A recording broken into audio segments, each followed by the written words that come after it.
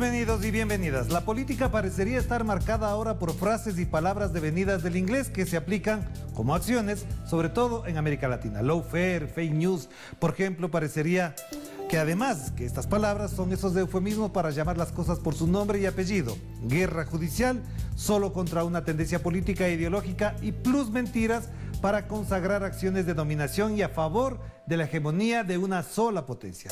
Pero como sea, esto está minando un valor fundamental de la misma democracia liberal, los derechos humanos.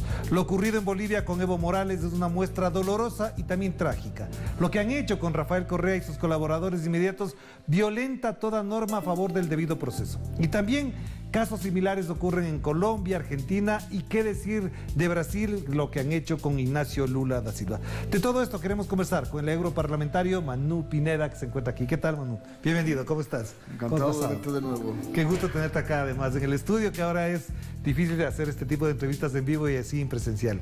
Un placer estar siempre en un sitio que va contracorriente. Mientras que tenemos una serie de medios que escriben al dictado del poder y que lo que hacen es repetir esas mentiras o esos bulos, esas fake news, como se dicen ahora, pues vosotros y otros medios, afortunadamente no sois los únicos, pero no sois muchos, seguís apostando por la verdad, por la justicia social, por la soberanía de los pueblos, por la democracia, por el respeto a los derechos humanos. Y para mí siempre es un honor poder compartir con vosotros espacio. Gracias, Manu, gracias además por esas consideraciones que son parte de nuestro trabajo. Pero de entrada te preguntaría algo que es muy importante. ¿Cómo diagnosticas, cómo evalúas, cómo configuras el momento político que vive el mundo, en particular América Latina, región que la visitas frecuentemente? Porque hay algunos elementos de los que mencioné en la introducción, pero también parecería que esta judicialización de la política se acentúa mucho más. Es decir, cuando ven crecer al progresismo, enseguida lo aniquilan. Pasó, por ejemplo, con Gustavo Petro en Colombia, siendo alcalde, se lo quisieron bajar y siendo como candidato a la presidencia también. ¿Cómo evalúas este momento? Bueno, si vemos el mundo en general, en principio, para luego intentar aterrizar en América Latina, pero vemos que ahora hay un pulso tremendo entre una apuesta por un mundo monopolar o en el que hay un gendarme, que es el gendarme global que tiene que dominar el mundo, o un mundo multipolar en el que tienen peso lógico otras naciones, otros estados, otros gobiernos. Es importante el papel que en este sentido está jugando China.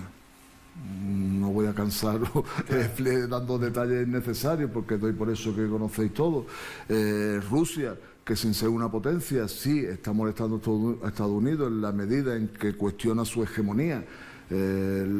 Tenemos, disculpa la expresión, pero tenemos al frente de la Casa Blanca a un chimpancé con las manos llenas de cuchillos. O sea, es peligrosísimo. Es que tenemos al señor Trump que está poniendo en peligro ya la misma supervivencia de la humanidad. Él está generando tensiones belicistas en todo el mundo, luego está cuestionando cosas tan obvias como el calentamiento global, el cambio climático. Él sigue riéndose de todo y poniendo en peligro nuestra existencia y la de nuestros hijos, nuestros nietos. Si eso lo aplicamos a América Latina, pues podemos ver que tras un periodo de la década progresista en el que gracias a personajes de la talla, no quiero ser muy panegírico, pero de la talla de Fidel Castro, de comandante Chávez o de Lula, el Foro de Sao Paulo, se pudo llegar a un periodo de progresismo en América Latina. Y de prosperidad, sobre todo, y bienestar para la gente, claro. De justicia social. Tenemos casos como el de Bolivia, en el que hasta que llegó Evo Morales al poder, los indígenas estaban condenados a no ser nadie, no tenían ni siquiera cédula de identificación, eran los que le limpiaban las casas y cuidaban los niños de los humanos, porque ellos ni siquiera tenían consideración de humanos, eran una subespecie, y ahora son alguien. Hay colegios, pueden ir a las universidades, tienen pabellones deportivos. Eso el poder no lo perdona. Yo estuve de observador internacional en las elecciones que ganó Evo y que luego le dieron el golpe de Estado, un proceso absolutamente limpio, pero eso era irrelevante, porque los blancos con collares o con abrigos de piel no aceptaban y lo decían, y es que eso lo tengo grabado en vídeo, porque yo le decía, ¿cuál es vuestro? Porque protestaban en medio de las elecciones, de los votos en los colegios. Es que no se tienen que presentar Evo y Álvaro, no se tienen que presentar. Y bueno, pero que no lo voten. Señora Yanine Áñez dijo que no volverán los indígenas al poder. Que no los voten. No, porque es que como aquí van a venir los campesinos y los indígenas y los van a votar, por final salen elegidos. El problema es que no podían tolerar que valiera lo mismo el voto de un campesino que de una señora o un señor con bien vestido, ¿no? Y aquí tenemos un ejemplo claro de lo que es la dentellada del poder. Ahora, no es necesario ahora remontarnos a lo que supuso la doctrina Monroe, lo que supuso la Operación Cóndor, todas esas cosas. Ahora mismo estamos como en una consecuencia de aquello, en una nueva versión, 2.0, 3.0, 4.0, lo que queramos, le ponemos el nombre que queramos, pero hay una decisión clarísima de recuperar los gobiernos para ponerlo al servicio de las grandes multinacionales, del imperio y tal. Y el que se oponga a eso estorba y lo quitan de en medio, lo mismo que está Jorge Glass en la prisión por haberse opuesto a esto, o lo mismo que la prefecta de Pichincha, Paola Pavón, va con un grillete porque lo que tenían previsto es que siguiera en la cárcel. Lo que pasa es que el CIDH obligó a que esto no fuera así, ¿no? O sea, estamos en un ataque sin máscara a la democracia y a la capacidad de los pueblos a decidir quiénes los tienen que gobernar y cuál es su futuro. Pero te pregunto, Manu, algo que es muy importante, porque ya que lo mencionaste, el caso ecuatoriano, en el mundo en general parecería que es un motivo de risa, según algunos expertos, que, por ejemplo, Rafael Correa sea condenado por influjo psíquico. me tengo que reír porque no hay otra opción. Realmente, si no fuera porque es para llorar, es para reírse. Sí. La sentencia de la Corte acoge lo que la Fiscalía plantea y dice que por influjo psíquico Rafael Correa indujo a sus ministros a la corrupción. Y al mismo tiempo, él es condenado porque supuestamente se hizo uso de $6,000. ¿Cómo miran desde Europa este tipo de casos que, te digo, más allá de la risa, en algunos momentos, por todo lo que implica, es una tragedia para familias, para personas que están afectadas por este lawfare? Mira, nosotros, hablar de Europa en general es complicado porque, por desgracia, en las instituciones europeas va ganando cada vez más peso la extrema derecha y va ganando peso numérico, pero sobre todo va ganando hegemonía política, ya que incluso grupos parlamentarios que se definen como progresistas o como conservadores, pero no de extrema derecha, van asumiendo sus postulados, ¿no? Entonces, hablar de cómo se ve esto en Europa es difícil porque tenemos discursos muy bárbaros. Tenemos diputados que hablan abiertamente, bueno, pues Correa es un narco no sé qué, lo mismo que Evo. O sea, tú escuchas intervenciones dentro del Parlamento Europeo que parecen parodias en una mala comedia, ¿no? O sea, que Evo, cuando se fue de aquí, hizo una parada en Uruguay a recoger un maletín con dinero fruto del narcotráfico. O sea, cosas. El problema es que no tienen consecuencias nada de esto. O sea, tú planteabas en tu introducción el papel de las fake news, que es verdad que al final le damos nombres ingleses para que no se vea lo que hay, pero el problema es que ya se miente de forma descarada, no ya en Twitter, ahí parece que es la ceba en la que vale todo. No, es que se miente de forma descarada en sede parlamentaria y no tiene consecuencias nada de esto. Yo sí te puedo decir que nuestro trabajo dentro, no solo en el Parlamento Europeo, que tiene unas competencias muy limitadas, sino tratando de hacer llegar al Servicio de Acción Exterior que dirige el señor Borrell, que además nosotros lo conocemos porque ha sido ministro de varias carteras en España. Y es quien tiene capacidad ejecutiva. O sea, el Parlamento Europeo, que es la única institución elegida directamente por el pueblo, no tiene capacidad ejecutiva. O sea, lo que aprueba son recomendaciones, sugerencias, tiene capacidad de veto. Sí.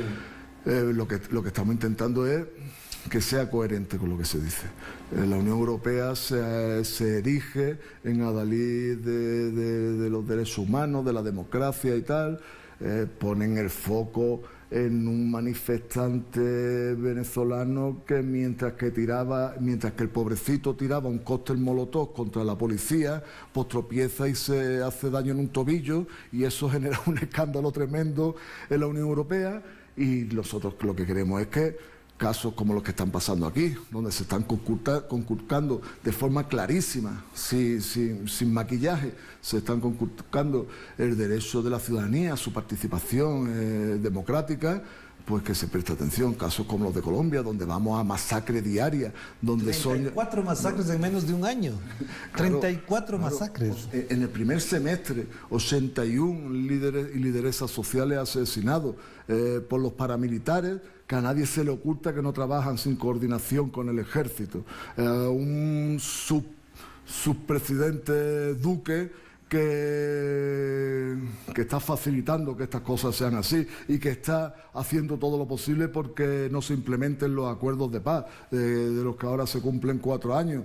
Y sobre eso parece que esas cosas no las vemos en Europa. Ahora sí vemos pues si en Venezuela pasa no sé qué, o si Correa,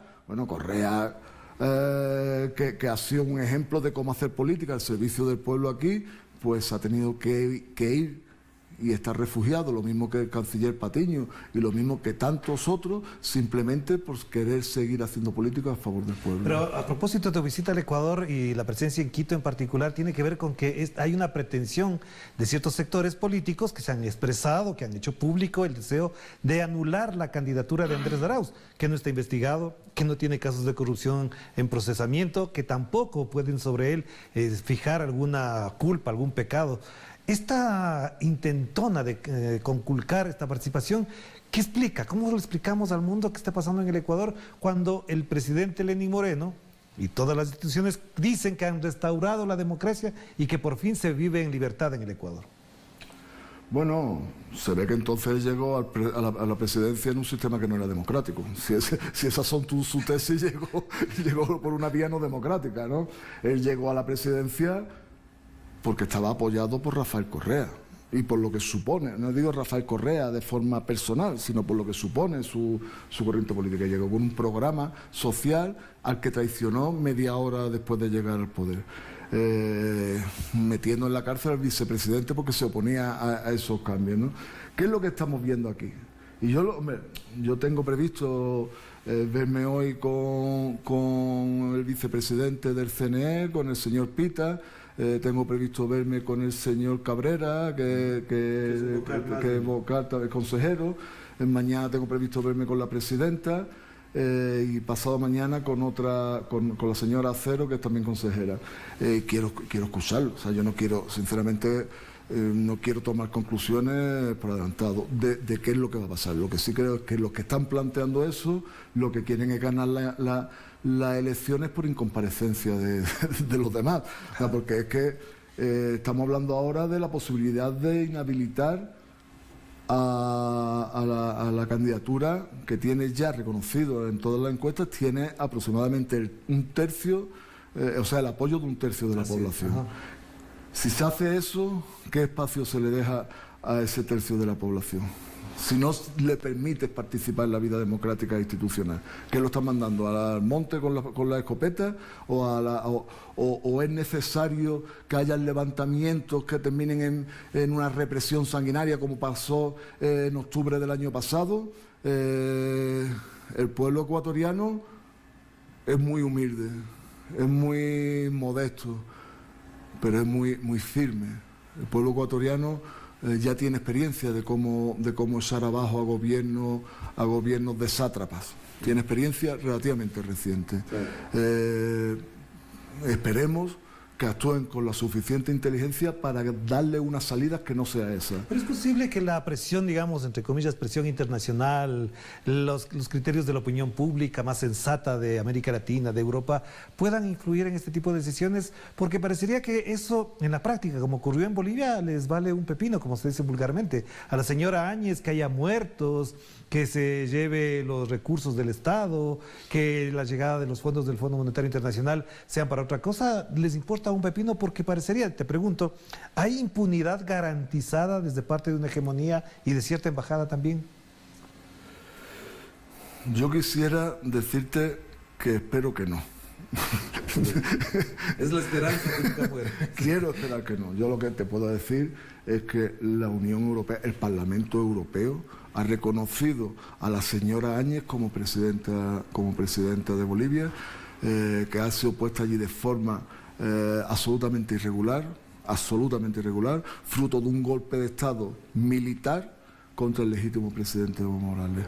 Puedo decirte que el Parlamento Europeo ha reconocido como presidente de Venezuela a Juan Guaidó, que es un tipo que se autoproclamó presidente en una plaza simplemente porque tenía el aval del señor Trump. Digamos que tenemos pocos motivos para el optimismo. Pero, si te puedo decir, en contacto con el Servicio de Acción Exterior, que ellos se comprometen. De hecho, creo que lo tienen escrito en su proyecto anual.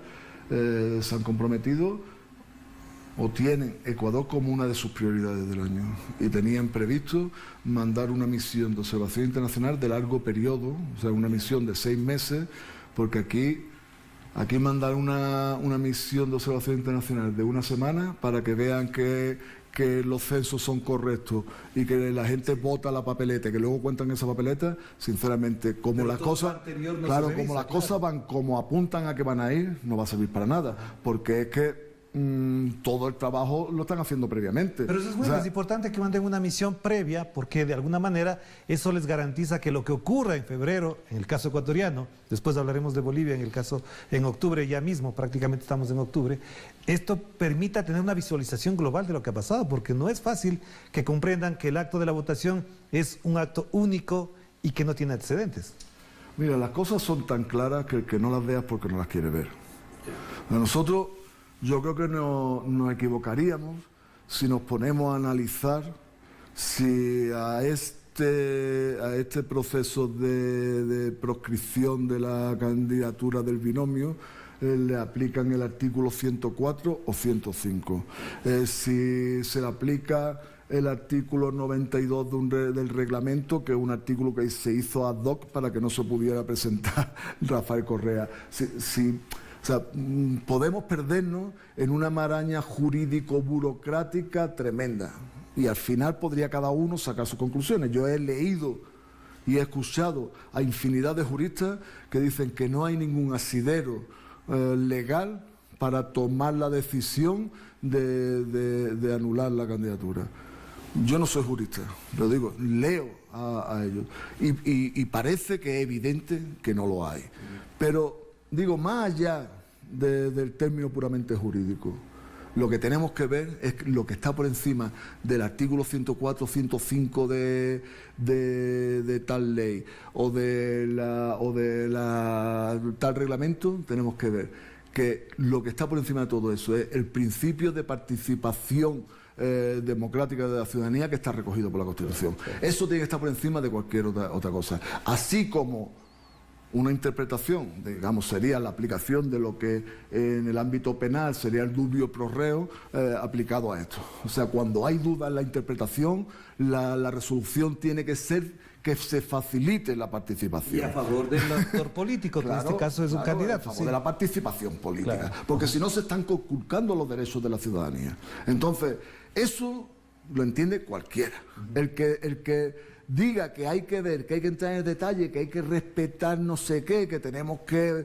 No, perdona, es que esto me parece que no tiene mucha duda de qué es lo que está pasando. Y si se tiene dudas, se puede mirar un poquito para atrás, se puede mirar la trayectoria, se puede mirar como una candidatura reconocida en 2016, que se presenta reiteradamente a elecciones, que vuelve a ser ratificada, que vuelve a presentarse, en el momento en el que llega a un acuerdo con el movimiento correísta, ya la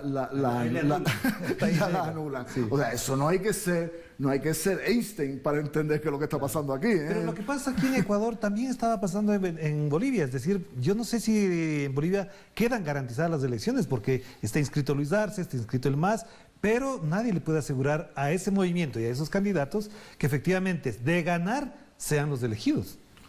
Bueno, tenemos el mismo tema que te comentaba aquí respecto a la Unión Europea. Tenían el compromiso de mandar a 100 observadores internacionales para un largo periodo. Aquí, el COVID, que está destrozando a los pueblos, está salvando a algunos gobiernos.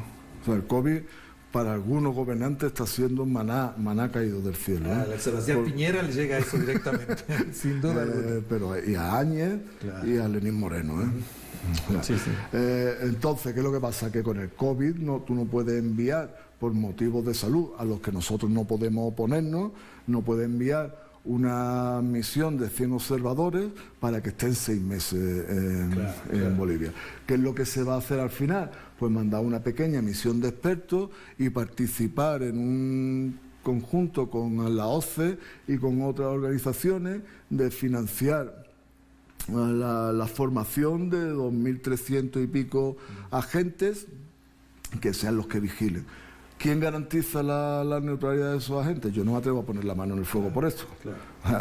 Entonces, yo creo que ahora mismo no están garantizadas las limpiezas de las elecciones en Bolivia. Y también hay otro elemento que es importante. El 6 de diciembre hay elecciones en Venezuela, es decir, se va a elegir a la nueva asamblea, esa nueva asamblea con la participación obviamente de la oposición en un acuerdo con el gobierno, está por iniciar campaña electoral. Pero hay un sector que dice que no la van a reconocer, que no van a participar porque así lo decidió, ¿quién? Estados Unidos.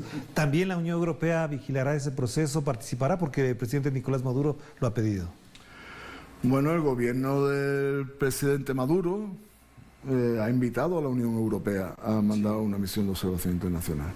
Y la Unión Europea, a mí me consta que está negociando con el gobierno las condiciones de esa misión.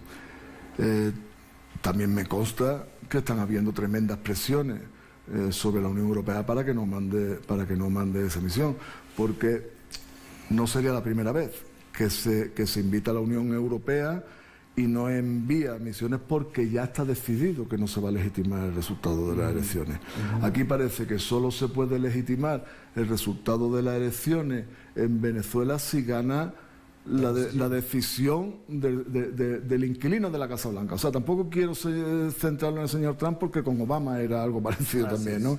Entonces, parece que allí el pueblo venezolano solo vota bien si vota lo que le diga Estados Unidos. Y las únicas elecciones que han reconocido recientemente son las de la Asamblea Nacional, que al final se declaró en desacato por las irregularidades que se cometieron en la elección de, creo que eran 3 o 4 asambleístas. Como tú bien dices, va a participar la oposición, pero es que la oposición lleva participando en muchas elecciones, en las elecciones que eligieron o que reeligieron, en la última, en la que fue reelegido el presidente Maduro. Ahí participó la elección, la oposición, perdón, ahí la oposición tenía, quiero recordar que eran 4 candidatos. Y esos 4 candidatos perdieron las elecciones y reconocieron la victoria de Maduro. ¿Qué pasa? Que como el señor Trump no reconoce esto porque el pueblo venezolano se ha equivocado votando y no ha votado lo que él quería, pues no se reconoce. Y resulta que la Unión Europea, que critica, o sea, todos los líderes de la Unión Europea, quitando a la extrema derecha, todos los líderes de la Unión Europea critican al señor Trump. Lo ridiculizan, lo caricaturizan, lo consideran un payaso. Pero al final hacen lo que dice el señor Trump. El señor Trump marca la agenda de la política exterior de la Unión Europea. Entonces nos tememos que van a haber muchísimas presiones para que la Unión Europea no mande esta misión de observación internacional y no reconozca el resultado. Y con lo cual le declaran ilegítima a la elección y al resultado de la elección. Te digo, disculpa si me extiendo un poco en esto, pero es que como me toca mucho, porque me toca defender a mí, yo soy el que desde mi grupo parlamentario defiende todos los temas estos de Venezuela y otros, lógicamente. La Unión Europea ha llegado a tal paroxismo de servilismo que le ha impuesto sanciones no ya a los miembros del gobierno, ni a los miembros ni a los chavistas. Le ha impuesto sanciones a miembros de la oposición por retirarle el apoyo a Guaidó. O sea, ya más allá de eso que se puede llegar. Pero no quiero dejar de mencionar tu país, por supuesto, porque obviamente hay interés también sobre lo que pasa allá. Y el día de ayer, si no me equivoco, voy a confirmar, el señor Torra fue también ya inhabilitado políticamente por poner un cartel. ¿Cómo se entiende que en España, que quiere darnos lecciones de democracia a la América Latina, le sancionen a un dirigente político y a una autoridad por poner un cartel en un espacio político que le corresponde por legitimidad? Bueno, yo creo que la democracia española es una democracia de bajo nivel. O sea, nosotros tenemos a un jefe de Estado que no ha sido elegido por el pueblo. Le decimos a los venezolanos cómo tienen que elegir a su presidente, pero a nosotros no se nos permite elegirlo, ¿no? Claro. Tenemos un poder judicial que no ha sido depurado después del franquismo. Sigue siendo, digo, no quiero entrar exactamente, no quiero entrar exactamente en el tema del señor Torra, porque sería tener un debate largo, ¿no? Yo, en cualquier caso, digo, si quieres luego podemos hablar del tema de Cataluña específicamente, pero digo, yo lo que sí te digo, en España hay una especie de intento de guerra jurídica o de lawfare contra un gobierno que se consideran que es una anomalía.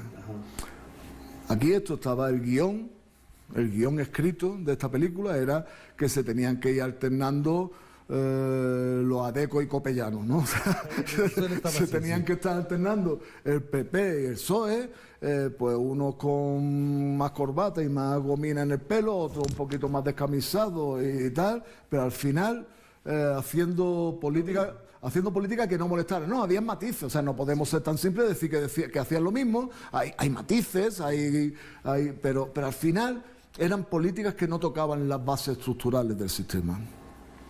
El hecho de que haya entrado la izquierda transformadora en el gobierno, eso todavía no lo han digerido. No lo han digerido. Yeah. Y están haciendo una digestión muy dura, muy difícil.